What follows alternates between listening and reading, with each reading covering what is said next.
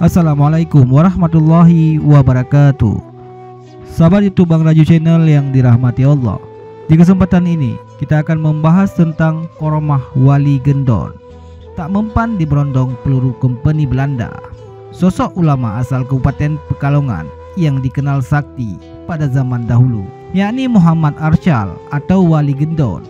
Ulama yang lebih dikenal sebagai Mbah Gendon tersebut dikenal sakti karena tirakatnya yang luar biasa. Ahli waris makam Mbah Gendon, M. Arifin, menceritakan kehidupan Mbah Gendon sekitar tahun 1868 sampai dengan 1960 Masehi. Mbah Gendon merupakan anak pasangan Tarap dan Takumi.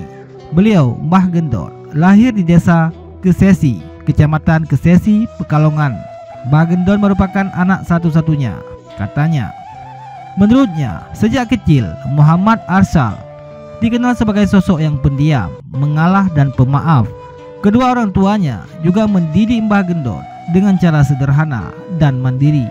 Sehari-hari mengembala ternak milik orang lain. Sampai remaja dan dewasa pun sifatnya tidak berubah, bahkan malah semakin menjauh duniawi terangnya. Sampai pada akhirnya, lanjut dia, kedua orang tua Muhammad Arsyal mengenalkannya kepada seorang perempuan sebagai pendamping hidupnya, namun tidak seperti pernikahan pada umumnya. Setelah menikah, Muhammad Arsyal bersama rombongan pengantar malah kembali ke rumah orang tuanya. Ternyata beliau, Mbah Gendon, belum memiliki keinginan untuk berumah tangga, namun masih ingin memperdalam ilmu agama atau mondok, ungkapnya. Sehingga Mbah Gendon kemudian berpamitan kepada orang tua serta sanak saudara untuk berangkat mondok ke Babakan, Ciwaringin, Cirebon, Jawa Barat. Akhirnya kedua orang tuanya merestui kepergiannya dengan memberikan bekal dan sedikit uang. Mbah Gendon mondok di Kiai Munir. Selama di pondok, sifatnya juga tidak berubah. Hal itu juga membuat sejumlah temannya tidak menyukainya, terangnya. Sekitar 5 tahun menimba ilmu di rantau tersebut, lingkungan sekitar terserang wabah gatal-gatal, sehingga pengasuh pompes setempat menyarankan untuk mandi di sebuah sendang yang berair hangat. Namun Muhammad Arsyal hanya di tepian saja, sehingga teman-temannya yang iseng lantas mendorong ke dalam sendang. Namun setelah tercebur ke dalam sendang, beliau tak muncul kembali. Teman-temannya sudah mencari, bahkan air sendang sudah dikeringkan, namun Muhammad Arsyal tidak ditemukan jelasnya. Sehingga hal itu membuat pengasuh pondok pesantren berkunjung ke desa Kesesi untuk memberikan kabar tersebut kepada keluarga Mbah Gendon. Kedua orang tuanya tetap tawakal dan sabar mendapat kabar tersebut dan berharap masih hidup. Namun hingga puluhan tahun tak ada kabar keberadaan Muhammad Arsyal tersebut. Sampai suatu saat musim kemarau tiba, tanaman kering dan mati semua. Bisa dikatakan saat itu paceklik, ungkapnya. Tiba-tiba, lanjut dia, saat malam saat sunyi muncul angin kencang menerbangkan semua yang dilewatinya. Kedatangan angin disertai kilat dan suara keras petir, sehingga tidak ada warga yang berani keluar rumah. Kemudian rumah kedua orang tuanya tiba-tiba terdengar suara diketuk-ketuk. Karena ketakutan, pintu tetap tidak dibuka. Baru setelah mengucapkan salam dan menyebutkan namanya, ayahnya membukakan pintu. Hal itu membuat kedua orang tuanya terkejut bercampur bahagia, sebab anaknya yang hilang puluhan tahun akhirnya pulang. Namun saat pulang itu, pakaiannya beliau Mbah Gendon tak lazim, yakni auratnya hanya tertutup oleh akar-akar yang dianyam. Jenggotnya lebat dan rambutnya terurai panjang, terangnya.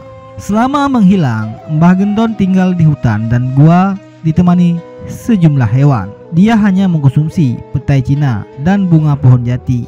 Selama perjalanan, dia ditemani seorang harimau dan ular yang membantunya menyeberangi sungai, katanya. Kedatangan Muhammad Arsyal itu membuat warga setempat berbondong-bondong mendatangi rumahnya karena penasaran. Namun tiba-tiba dan tanpa sebab, Mbah Gendon malah naik ke pohon kelapa.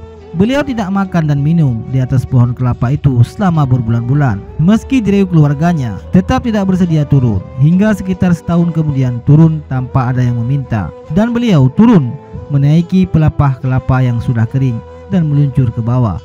Kabar kepulangan Muhammad Arsyal itu akhirnya sampai ke pengurus Pompes tempat dia menuntut ilmu agama, sehingga pengurus Pompes beserta sejumlah santri berkunjung ke rumah orang tua Muhammad Arsyal. Saat tiba di Kesesi, para pengurus pondok tersebut lantas melakukan pertemuan khusus dan akhirnya pengasuh Pompes mengatakan, "Logat Cirebon, Cung Kiai Muhammad Arsyal wes balik. Sirah susah pikir, bingung pikir sowan, nang mo. Arsyal julukane Wali Gendon. Baru setelah ada kunjungan dari Pompesnya, belajar dulu. Mbah Gendon bersedia masuk kembali ke rumah." Lebih lanjut dikatakan, Muhammad Arsyal juga memiliki peranan dalam kemerdekaan RI, sebab saat penjajahan Belanda, Mbah Gendon juga ikut berjuang melawan penjajah Belanda. Saat itu, rumah Mbah Gendon digunakan untuk persembunyian para pejuang saat melawan Belanda. Mengetahui hal itu, Belanda lantas mengepung rumah beliau dan membombardirkannya, namun hanya menggunakan perisai berupa tampah. Dengan izin Allah, rumah dan lingkungannya selamat dari serangan itu terangnya. Pernah juga ditantang untuk membuktikan kewaliannya dengan ditembak. Jika benar beliau wali Allah, maka tidak akan terluka jika ditembak. Saat senapan company meletus secepat kilat, Mbah Gendon tak terlihat. Baru setelah kumpulan asap senapan itu menipis, Mbah Gendon memperlihatkan telah menangkap peluru itu, jelasnya.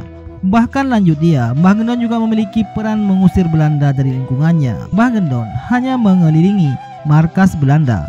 Para pasukan company secara tiba-tiba tewas tanpa sebab.